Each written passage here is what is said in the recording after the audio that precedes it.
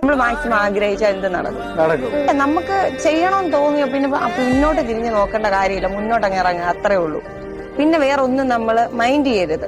പഠിക്കണം എന്ന ആഗ്രഹം അല്ലെ ചെയ്യണം എന്ന ആഗ്രഹമുണ്ടോ, ധൈര്യമായിട്ട് ചെയ്യുക. ആ ധൈര്യം എന്നൊരു വാക്ക് ഇതിന് പ്രധാനമാണ്. ധൈര്യത്തോടെ ചെയ്യണം.